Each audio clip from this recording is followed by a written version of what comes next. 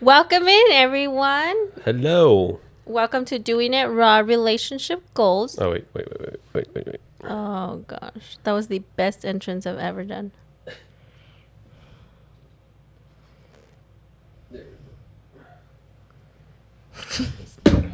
It's my phone.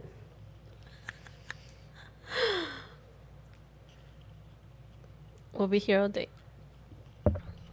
We're here all day anyway. That's what I said. We'll be here all day.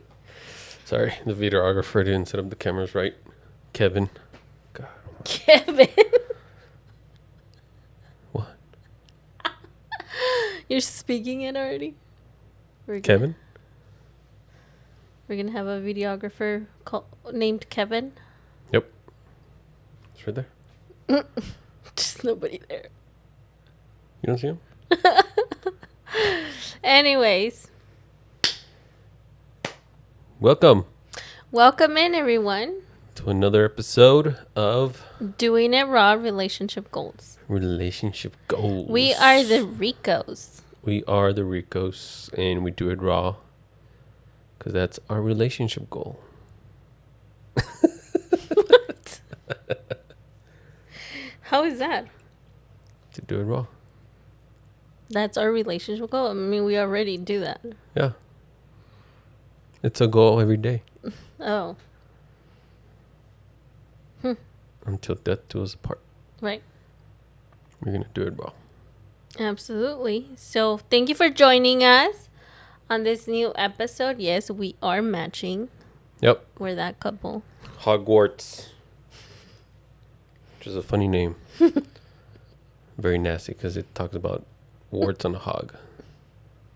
Just imagine a hog full of warts. That is gross.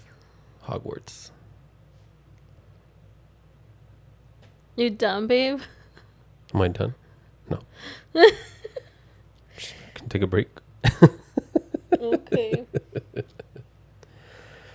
But But yeah, we are excited. This is episode whatever. Because I have no idea. episode whatever from season whatever. No, we know this is season 1. Okay. Whatever. But the episode, I don't even know what we're on anymore. But, Probably I mean, episode 16. We shall find out. Once I edit you it. will find out. Yeah. You keep track of it. You keep We track just of do this. You got this. It's the relationship. See, this is how It's- relationships work. Uh-huh. We continue to give, but And- it's your part. You have to do what you need to do on your end. You have to like, subscribe, follow us on the socials, comment. Exactly. engage. Exactly. We We can't just do all keep- the work. Yeah, we just keep putting ourselves out there raw. You just have to receive us. Yeah. I mean, we're so raw that people have unsubscribed. Yeah, Which I'm like, okay, good. yeah, You're not ready. Come back when you're ready. yeah. But I am excited for today's topic. Believe it or not.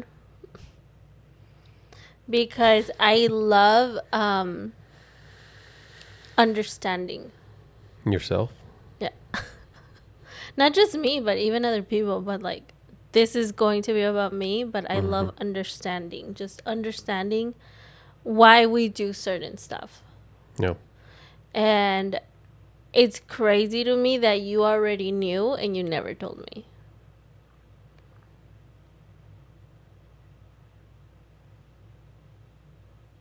You want to let us know why? Why I didn't tell you? Yeah. I don't know. To be honest, I think in the moment it was a realization as we were talking. So, to give you context as to what we're going to talk about today, last episode before this one, we talked about my porn addiction and so on and so forth, where it stemmed from, and yeah, essentially how I grew up and how it led to me even having a porn addiction in the first place. And we got to a section or a part in the conversation where we talked about where I was telling my wife that I literally prayed for her, like exactly how she is. Meaning, I was so tired of. You wanted all the attitudes? That's what you No, prayed no, for? no, no, no, no. kidding. Um, but you know how God, he'd be funny. God be funny how he answers your prayers sometimes. Yeah. Because despite all of that helped me become the man I am today for you. Yeah. But yeah, we got to a part where I told that I was just so tired of how I was feeling, so on and so forth, and I wanted to have a real relationship, not just living vicariously through whatever there are in those videos. And I told her that I literally prayed to God for who she is, like a woman with beautiful, colorful eyes, a beautiful smile, a big booty. And she said, like, oh my God, your needs. You literally prayed for your need because of your needs, and so on and so forth. And I told her, yeah, just like you prayed for me for your needs, your need to feel secure, your need to feel safe with a man, and that is why she was with whoever she was before me, because of that need. Yeah.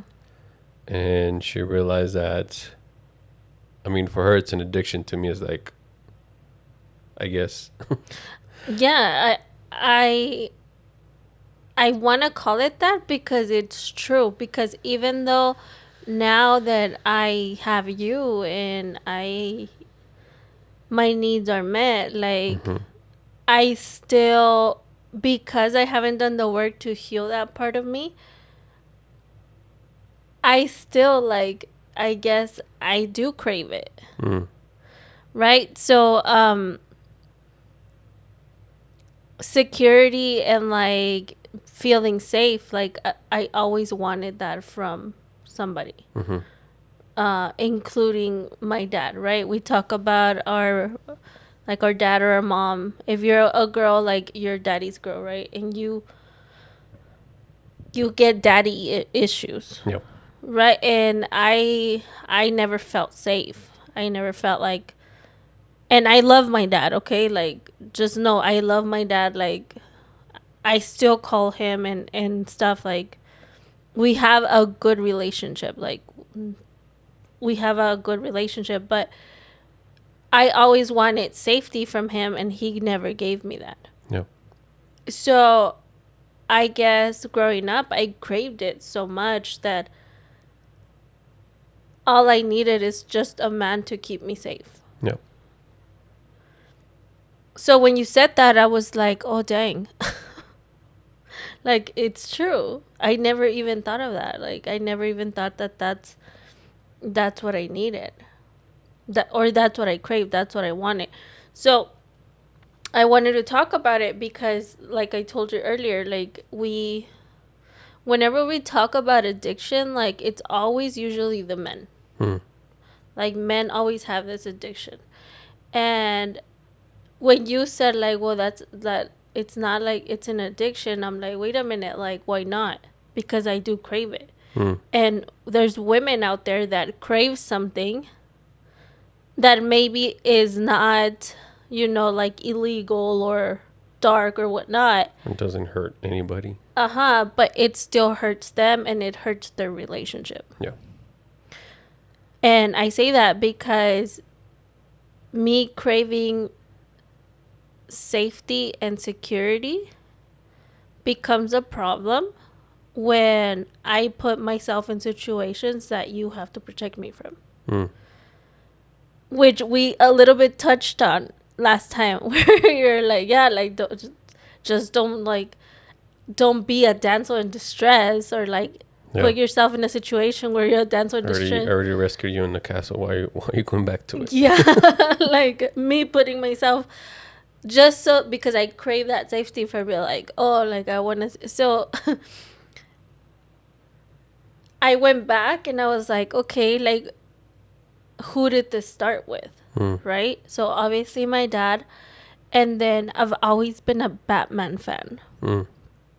And you've asked me before, like, what is it about Batman?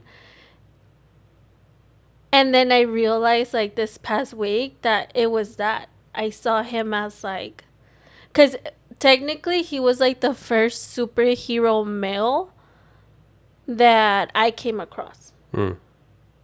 Okay, so it wasn't anybody else. It was Batman. Um, and I saw him as like, oh, like he's a superhero, he saves people and this and that. He's a badass, like, you know, he's strong and like masculine and stuff. So like Batman will keep me safe. So I was like a Batman fan for the longest time, and I didn't even know why, because I haven't, like, I don't watch the movies, Yeah. right? Like people, when I say like, oh yeah, I love Batman, they'll be like, oh yeah, which movie do you like the most? I'm like, the first one. That one. The one where he shows up. I felt so embarrassed because I was like, and I never even stopped to ask myself, like, why do I like Batman? It was just that, like, oh, I just like Batman. But I was like, oh, yeah, the first one. Or like, oh, like, even when the new movie came out, I was like, I wasn't like, oh, we need to go watch it. It was like, oh, yeah, cool.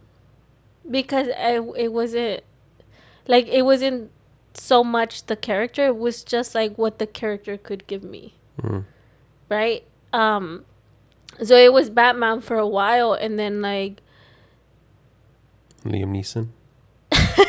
so then as I continued in life and being in relationships where I was craving safety and it was not given to me, like then I saw the movie Taken. Mm. And what did I crave as a little girl? Daddy to come save you. Daddy to come save me. So when I saw Taken, I was like, I love this movie. Like putting myself in the scenario of like, oh, like a trafficker took me and my dad is going to call him. He's gonna be a badass, and like, I'm gonna like, I will find you. I will find you. And I will kill you. Yeah, like literally. And then I would get that like, wow, like I love this. No, he was Batman. He was Batman, so I was like, heck yeah, like Liam Neeson is like my dad. Yeah. You know what I mean? Like I want him to be my dad. Please adopt me, kind of thing. And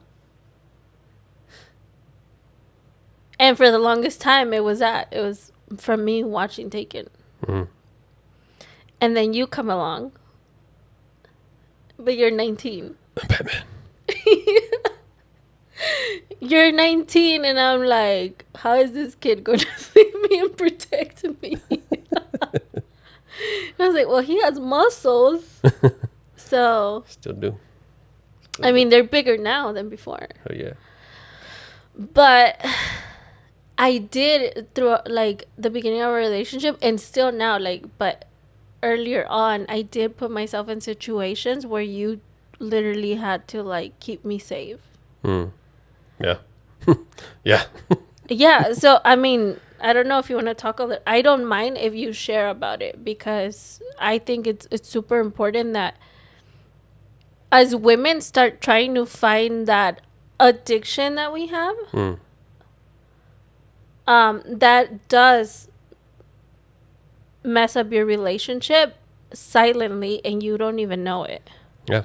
I mean, it's hard. I barely realized it last week when we were talking. Yeah. Like, hey, you literally asked for me based on your need of feeling secure and safe. Just the same way that I asked for you based on my need of feeling loved. Mm-hmm. And yeah, when we were dating, I was Liam Neeson to be Batman so many times. I mean, you didn't have to fight anyone. No, I almost did. When? I don't know. We were like leaving a rave early.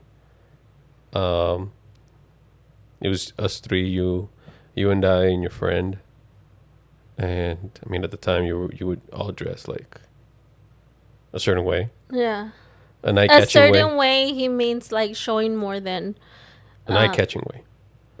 Where you make I'm people gonna turn. say it like a slut. It's going to trigger, but that's how I felt. Like, yeah, like Yeah, very short skirts, like very revealing clothes. yeah, and yeah. I remember walking by and some dude, I don't know, looking back and saying something. I don't know what. I have no idea what he said. Mm-hmm. But I don't know even. I don't even know what I said. I just know that I confronted him and Yeah. You and your friend stopped me from getting into a fight. Yeah. That's once. The multiple times that you were under the influence of alcohol. Mm-hmm. Yeah. And let's talk about that specific scenario of like me dressing up a certain way. Because now that I remember, that is included in this whole thing. Because now I don't dress like that. Mm-hmm. Right? I don't even feel comfortable. Only with me. Only with you. Like, For me. I love feeling like a slut with you. Oh, snap. Anyway. That's why we have this pillow right here. I think I have 2 legs. Baby, I'm gonna forget. Sorry. The whole part of me dressing that way, I realized now that it was for that. Very purposely, subconsciously, I did that on purpose.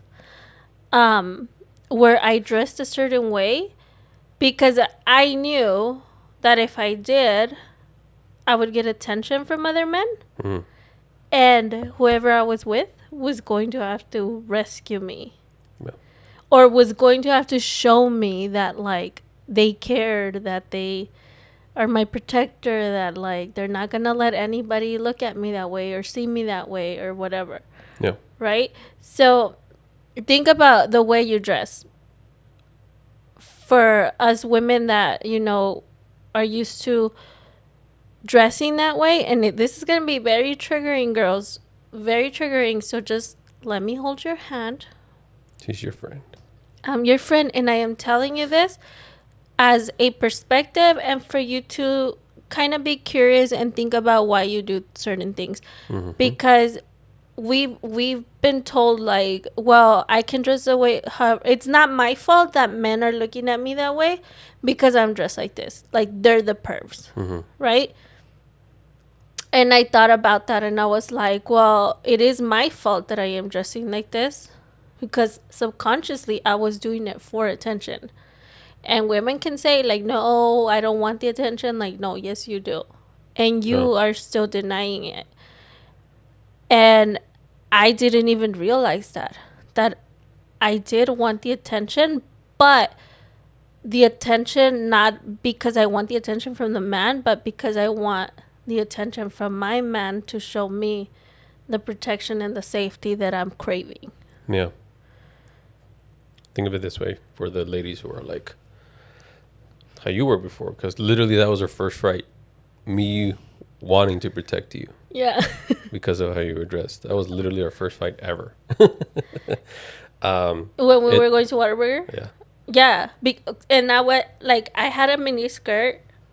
Yeah. And then I had this shirt that I borrowed from my friend that was literally, like, open here. It was a scarf. Yeah. And you can see my bra. Yeah.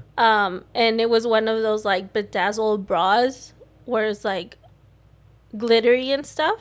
To catch attention. To catch attention. Yeah. Think of it this way. And maybe some girls may not relate to this, but I'm going to throw it out there. I work in an allergy.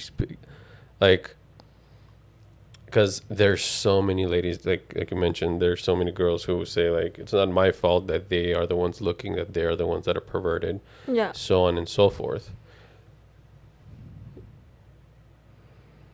It's like, when you go fishing, right, you throw your bait. Mm-hmm.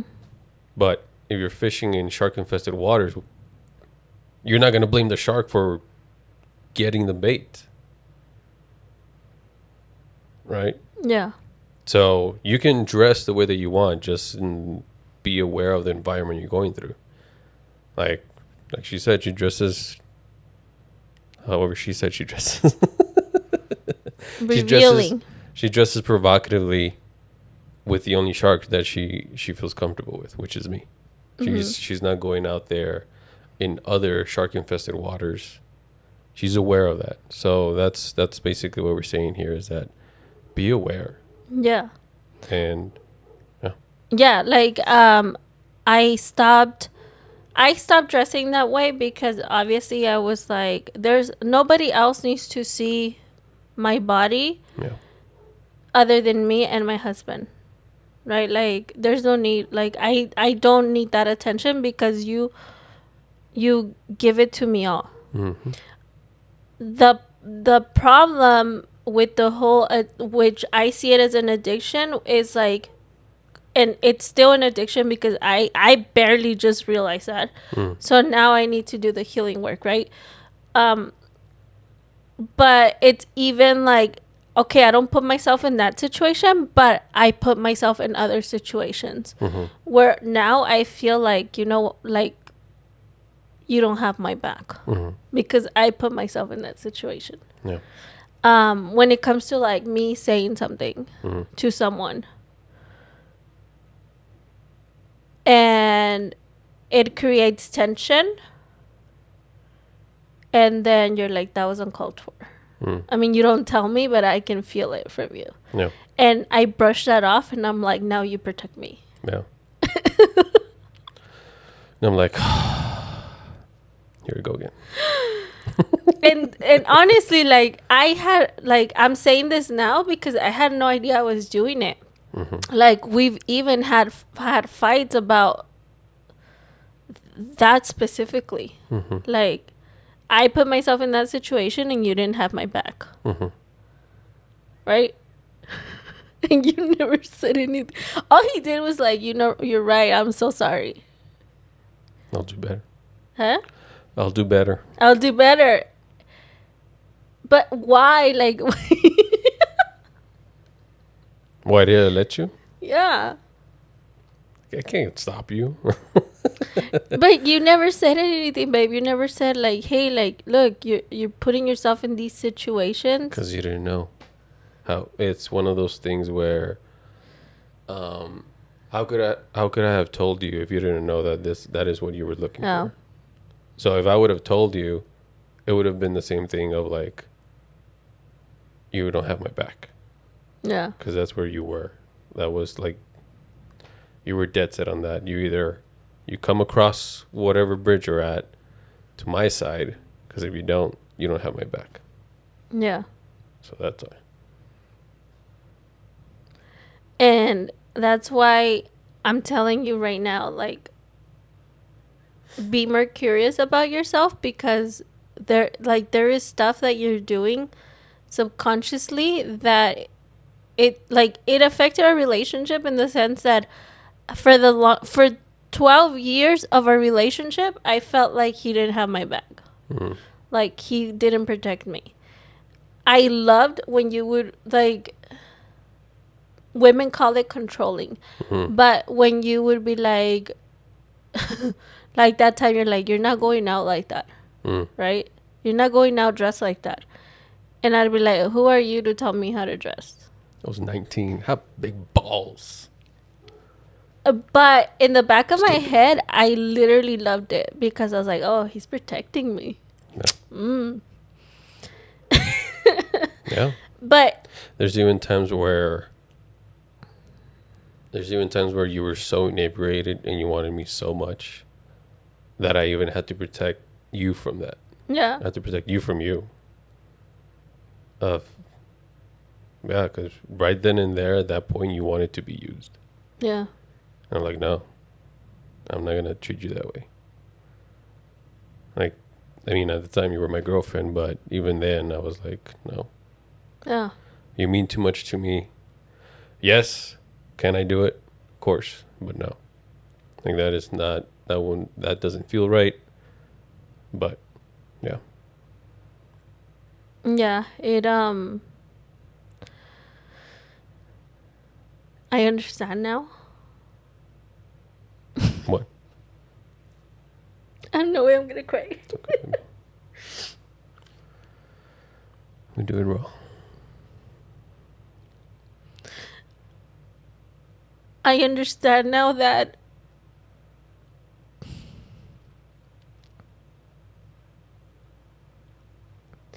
there's no need For what? for me to like put myself in those situations. And there's no need for me to put you in those situations.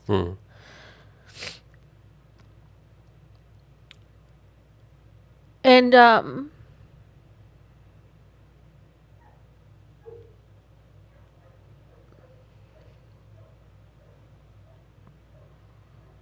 sorry. For what?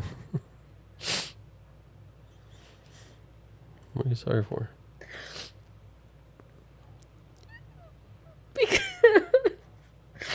Because I did this to you for so many years.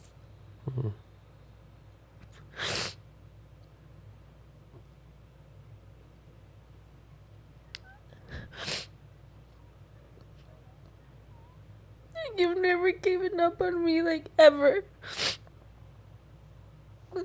Like, when I would put you in these situations, you never threw it back in my face. You never got upset at me. Which is something that I know that I can't say for myself. That if it was the other way around, I would have been so pissed off. At you, and I would have probably treated you differently, but you never did that to me. And it took 12 years for me to realize what I was doing. And nowadays, like, couples don't last that long. No. Men don't last that long. Women don't last that long in a relationship where they're like trying to fix the other person. No. And you never once try to fix me. So I'm sorry, baby, that I put you through all of that. It's okay. Like, even to this day, like, even recently. Like, this isn't just something that I did in the past, but that I've been doing.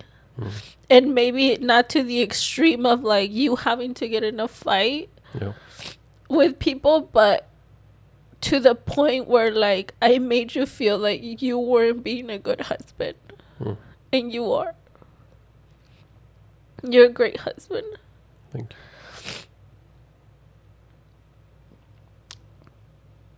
So now you talk, because I need a minute. You want me to get tissue? Yeah, please. Well, then you have to talk, because... I'm not going to keep talking to myself. Just watch my wife cry.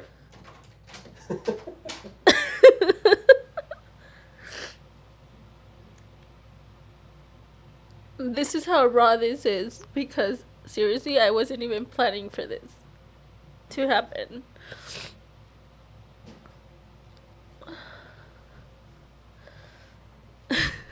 Thank you.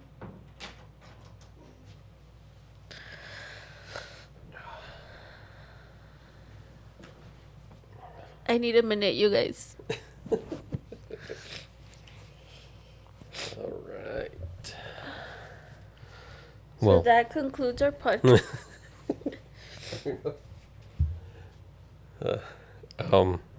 thank you, baby. But I do think we should cut and then move. well, a little bit. Because we'll start by me crying. Yeah. Like these moments, you've had a few of these moments throughout like the past 5 years, and Yeah. it makes me so happy. Why does it make you so happy? Because I see you becoming the woman that you were meant to be.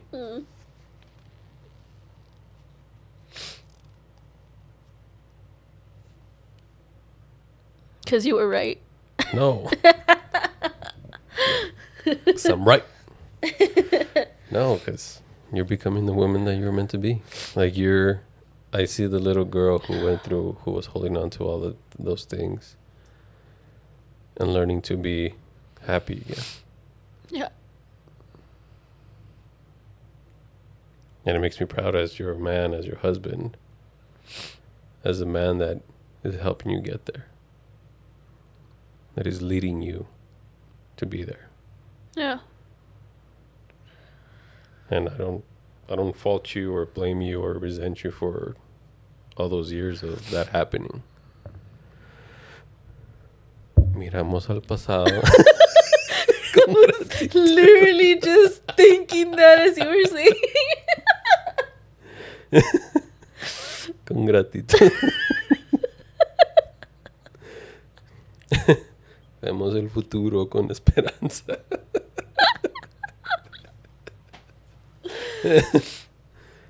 Oh gosh. That's what kept me going, hope.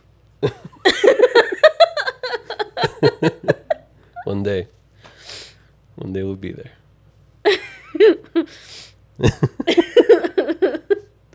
No, Sorry. I'm crying because I'm laughing. We came from a church retreat and we learned that. Yeah. I guess perfect timing for it, right? Yeah, I guess so. God knows. But yeah, it's a crazy thing, specifically for women. It is ingrained in them naturally, and it's there biblically since the beginning of time. The need for safety and protection in all accounts, spiritually, mentally, emotionally, physically, all those areas. And as men, we're the ones to provide that. It's just right there. Husbands, love your wives just as Christ loved the church. And how do you love your wife?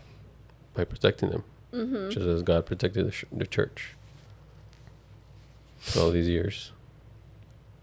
Yeah. And even that even counts towards protecting them from themselves sometimes, which is what Adam didn't do. But yeah, I mean, you hear a bunch of stories of where women in general, but women who had her past or even worse, end up in with abusive relationships that they're like, it's logical, like just leave. He's abusing you, so on and so forth.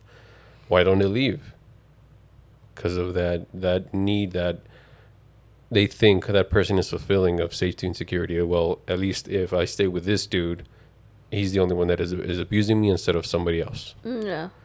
Prostitutes. Why do they stay with a pimp? Because at least the pimp is giving them that sense of security. I've seen a video where this guy hires a prostitute. They go into a hotel room and the guy literally offers her, like, you don't have to take anything. I'll take care of everything financially. I will set you up. You'll be safe, so on and so forth. And the prostitute says no. Like, I don't want this. Wow. Like the little freedom from Yeah. that life that she's living, that she is trying to run away from. And when she has the opportunity to, she rejects it. Yeah. Yeah, I think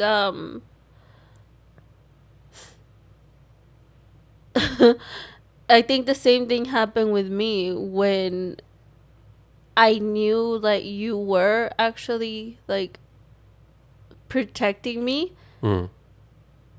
not in the way that I wanted, but in the way that I needed, where the whole thing of like breaking up with you several times came from. Letting you go, like, oh, go date other women, whatever. Because I was so used to being mistreated, Mm. being taken advantage of or whatnot, that I was like, this isn't right.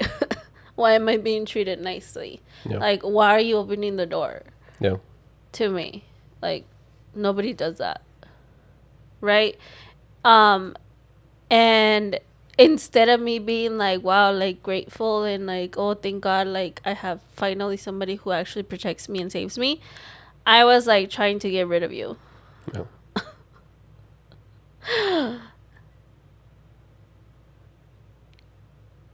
Yeah. So, yeah.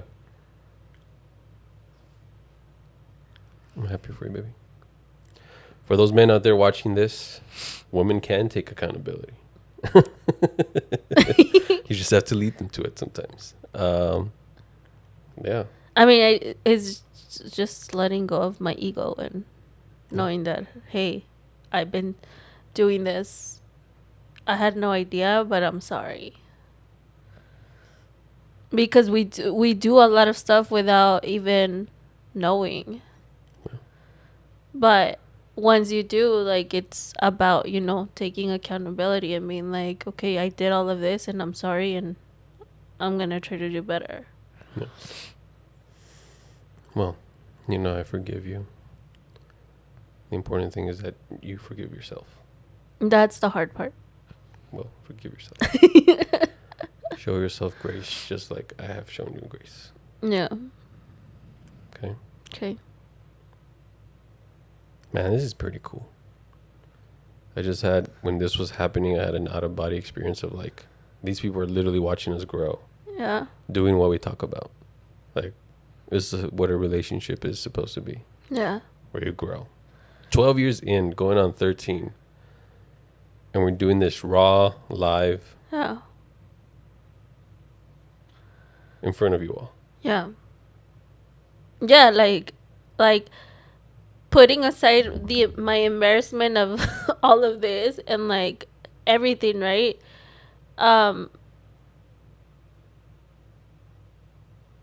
God gave me the gift of being able to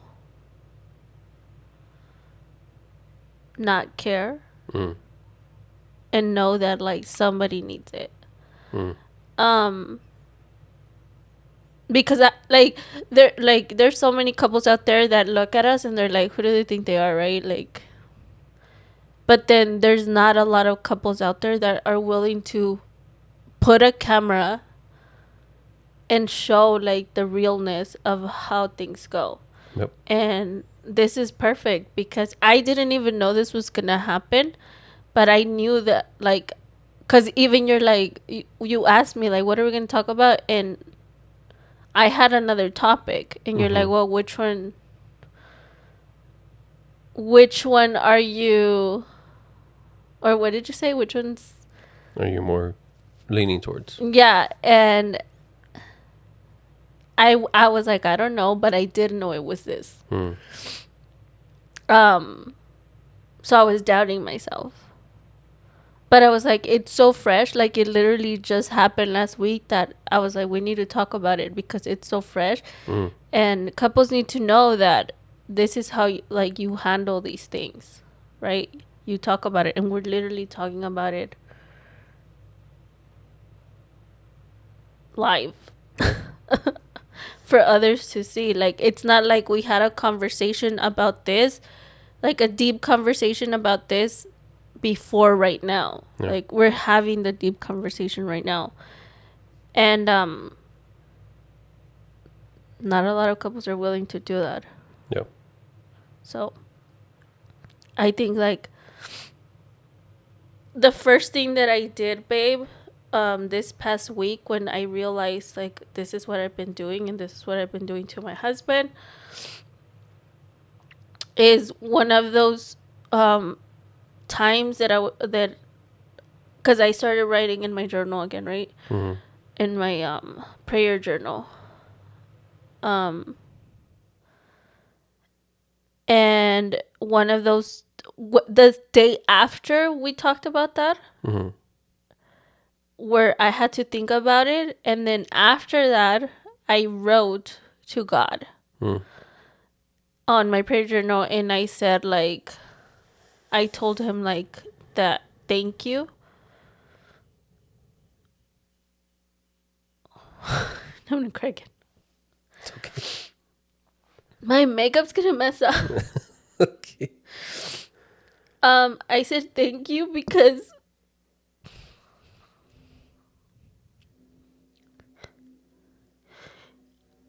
he's always been my Batman. Who? God. Yeah. When I didn't even know you. Like all of those times where I didn't have a protector, he's always been there. Yeah. And I had never like been grateful for that. I had never said thank you to him for protecting me and keeping me safe, regardless of like the bad things that I went through. I know that they could have been way worse Yeah. if he wasn't with me.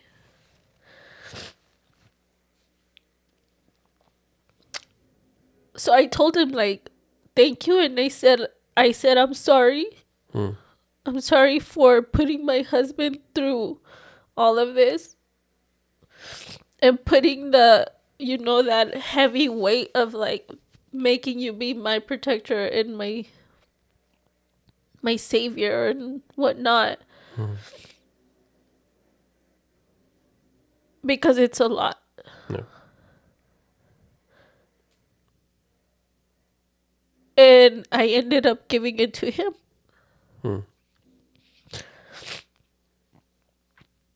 And I said, like, yeah, I know my husband is here to protect me and be my protector, but ultimately, like, that is your role. Yeah.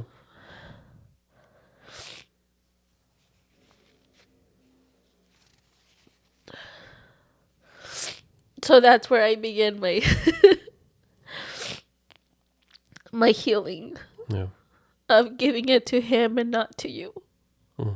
And taking that weight off of your shoulders. And no longer putting you in situations where you have to protect me from. And if I am in a situation where I won't put myself in, but I am in a situation where I need to be protected, that's God's, like, that's his job. Yeah. He'll give me the strength to protect you. Yeah. Yeah. Oh my gosh, I'm going to be mentally drained.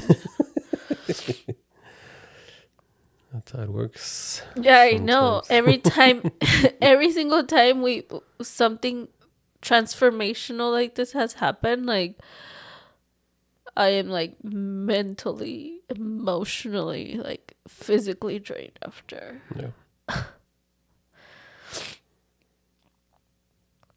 But I'm proud of you, baby. Thank you. I mean, I couldn't have done it without you. If it wasn't for us having conversations and talking about stuff, like, we wouldn't get to this point. Right? Like, if we don't talk about stuff, like, you don't start realizing the things that you do, the things you're not doing, the things that are, like, keeping you stuck. Like, Yep. that's why we say, like, deep conversations are so important. Because literally 12 years of our relationship, and You didn't know what you didn't know. yeah. And now I'm not even a Batman fan. I'm like, So you're Batman. because you're my Batman. Yeah. So yeah, ladies, if you find yourselves at peace, bills are taken care of, kids are fine, you're fine, right? But there's that itch of like, why is everything so fun? Yeah. It's because hopefully, the man in your life made sure that peace is there. Yeah. Yeah. So don't go out disturbing that peace. Creating disturbances because it's too peaceful. Yeah. Yeah. The thing that came to my head is like, you pray to God to get you out of drowning in deep waters, and he literally plucks you out and puts you on land, and then you go walk right back into the water. You know what that made me think of? What? What's his name? The chicken from Moana. Oh yeah, hey. Hey, hey. Yeah. Don't be a hey. Don't be hey. Yeah, and then you end up drowning and you wonder, like, God, where were you? I'm like, I took you out of that deep water, like, I don't know how many times. Yeah. There you go back again. Yeah. Yeah. Yeah. So I guess we cut it here and move on to Prospera. So What are we going to talk about in Prospera? I don't know. What do you want to talk about in Prospera? Well, you're already mentally drained, right? I am mentally drained. I'm sorry. All right, I'm going to go feed my wife.